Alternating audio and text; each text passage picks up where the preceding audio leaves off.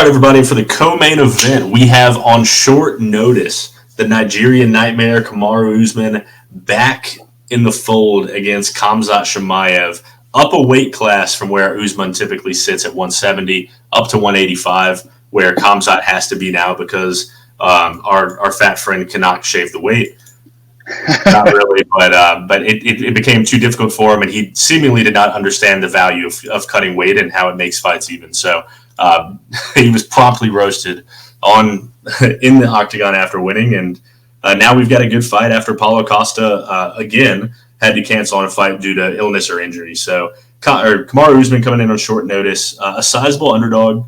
Khamzat opened up when this line got announced at minus 250. He's up to somewhere around minus 300 now, depending on the book you're going to. And that's about right, oddly enough. At first, when I saw this fight was announced, my immediate thought was Khamzat no matter what. And the reason for that being is that while we've seen a dominant run by Usman, and he could still be there if he didn't get knocked out with a few seconds to go in that Leon Edwards fight. I mean, you wouldn't have had a rematch. You'd still be champion, and life could be a lot different. But the signs were there, and that rematch really told you a lot. His wrestling is and will always be elite, and his striking will always be solid. Now, I mean, it always wasn't solid, but now he's gotten to a point where he has some power, but it's still pretty traditional. And I think that a lot of people's perception of his power is really off base, based on his knockout of Colby Covington and the Masvidal one, where he just hit him with as good a shot as you can hit that Masvidal walked into. So I think that Khamzat's going to be able to take a pace to him, similar to what he did with Burns, but I think that there's a lot less risk in the way. Whereas Burns was able to crack him, and you had an insane fight. That was fight of the year. If you didn't rewatch it, I would recommend you go rewatch it. Where he saw some adversity, but even in those moments where he was cracked and Gilbert Burns hit him with probably the cleanest shot I've ever seen, where, I mean, even in slow-mo, his head just twitches back. That's how fast it went backwards. Even in that moment, he still ended up pushing forward to try and wrestle him and get him on the ground. I mean, he is relentless to the nth degree, and I don't care where Usman trains and what he's doing. We are seeing him obviously slow down a little bit, and he's facing a guy with a full training camp and is as hungry as we've seen Khamzat. We should be in for an incredible fight. Minus 300 is a little bit too much juice for me, but it should be incredible. Andy, where do you see this fight? I'm with you. I think that what's crazy is we've seen Usman fight so many times and do so much. Like, he's had a incredible mixed martial arts career. But we are possibly looking at somebody with the best pace and the quickest striking that Usman will have ever seen. I mean, he has some incredible names on his resume. We've got Damian Maia, Dos Anjos, Woodley, Covington, Masvidal, Burns, Masvidal and Covington again, then Leon Edwards twice again. Like, there's so many legends that he's fought and great shows that he's put on for us. And yet, Khamzat Chimaev might have the opportunity to be the quickest striker, the most tactical striker, one of the most powerful strikers that Usman's gone up against. And I just worry about his chin. I really worry about his chin. Once you lose that chin once, there is the chance that it goes away for good. And there is a world where Chimaev possibly knocks him out.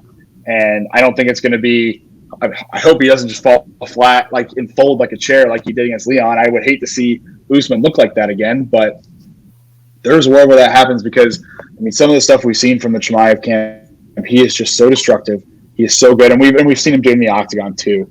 Obviously, Usman should be able to stuff the takedown attempts from Chimaev. If Chimaev takes down Usman once, this fight's going to go – forget the under 2.5. This fight's going to go under 1.5 if he gets him down once. I love Chimaev here. That's why I've locked him up in 2 of those parlays.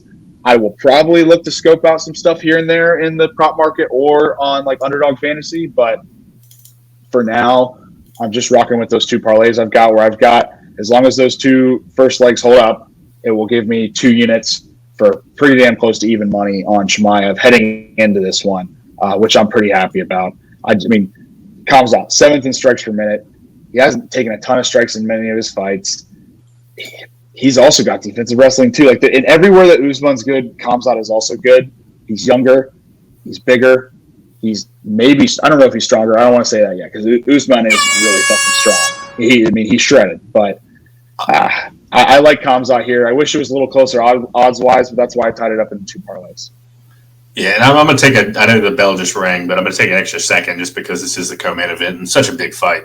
And I think that there is a strength advantage on the side of Khamzat. I mean, he's fighting at 185, and he's been prepared for it. I mean, I'm sure has been bulking, and while he might cut, I mean, he is going to have a distinct size advantage over Kamaru. And I think that Kamaru's strength is continuing to wane. I mean, we saw him not be able to impose himself against Leon Edwards the way he was against all those other guys, including Colby, who is an incredible wrestler himself. And I think that just over 3 rounds, if it goes that far, that Khamzat will just be able to put a pace on him that will overwhelm him in a way that I never thought that he could be overwhelmed. But I think he's past it.